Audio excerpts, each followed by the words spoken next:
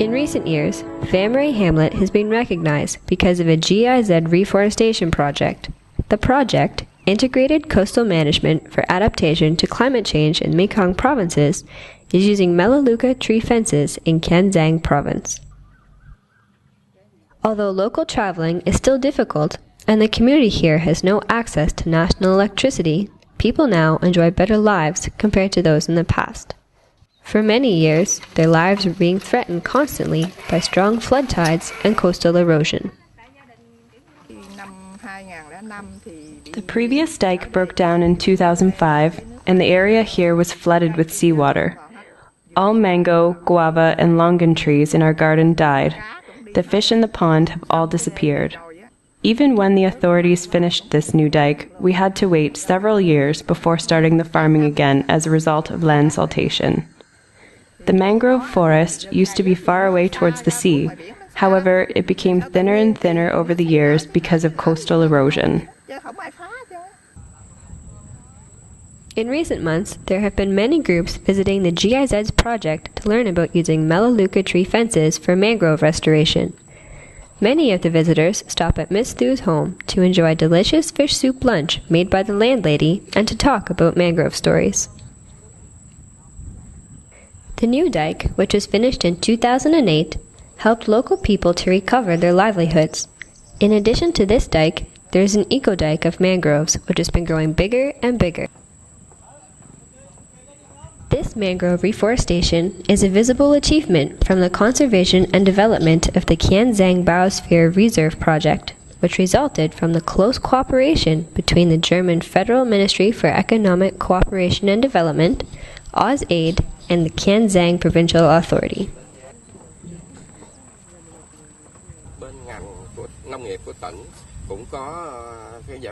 The Provincial Department of Agriculture and Rural Development used to try making fences with the native Melaleuca trees to support mangrove reforestation.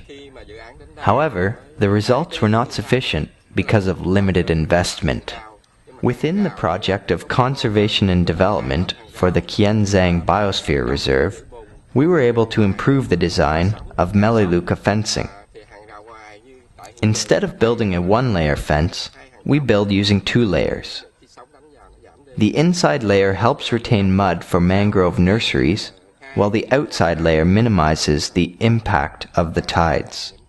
Later on, we replanted mangroves when the mud became stable. It has been over 2 years now, and the mangrove forest has been re-established. Along with the recovery of the natural habitat, local livelihoods have improved. We feel confident about our lives and our safety after the construction of the dike and the start of the project. All 14 households located here support the project, as we see that it brings us real benefits. Now our community understands that to protect the dike and the mangrove is to protect our families. We do not cut the trees any longer.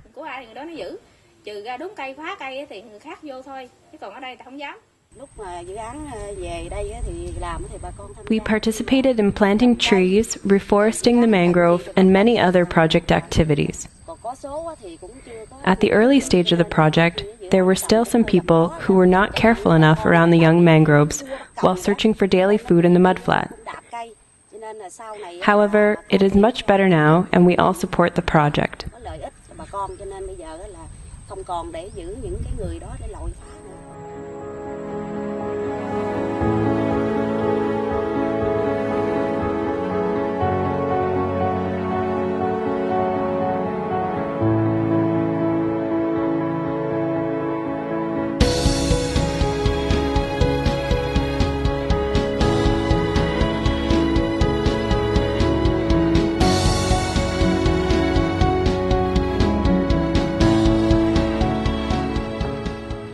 Mangrove forests in Vamray are growing well now that they have a protective value and are credited to improving local livelihoods. However, there is no general solution for shoreline protection. In coastal or estuary areas facing stronger waves and having vulnerable topography, like in Phutan, Yumin, and Travancore districts of Kha Mau province, the authorities had to think of more drastic interventions. When we visited Kai Kam hamlet of Phutan district in late 2012, there was an unshaped concrete fence under construction in front of the estuary, nearly 1 kilometer from the mainland. The fence was designed to reduce tidal energy and simultaneously trap silt and fertile sediments to cultivate a natural nursery for the young mangrove trees. In the long term, we have to recover the mangrove forest in order to protect the dike. According to the standards of the Ministry of Agriculture and Rural Development, the protective mangrove belt must be at least 500 meters thick, which means we would have to move the dike inland in those areas where the belt is not wide enough. But this is not a feasible option, as negative impacts to local people and the ecosystem would result. Because of this, we proposed the concrete fence. This solution will help to reduce the impact of the tides and will allow the mudflat to recover, helping to generate a protective mangrove belt.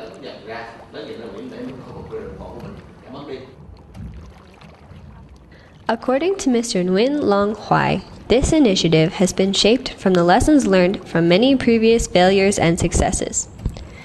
Based on the results so far, Kha Mau will continue its efforts to apply the concrete fence model in more and more areas being affected by erosion and rising sea levels. Climate change is becoming more and more complicated. The weather in the Mekong Delta is getting increasingly unpredictable and extreme. With that in mind, erosion in western coastal areas of Kha Mau Peninsula will still be a big threat to the environment and to the people living in those areas. In order to reduce future destruction, an innovative solution is needed, requiring not only massive investment from the government, but also active participation and support from local people and the international community.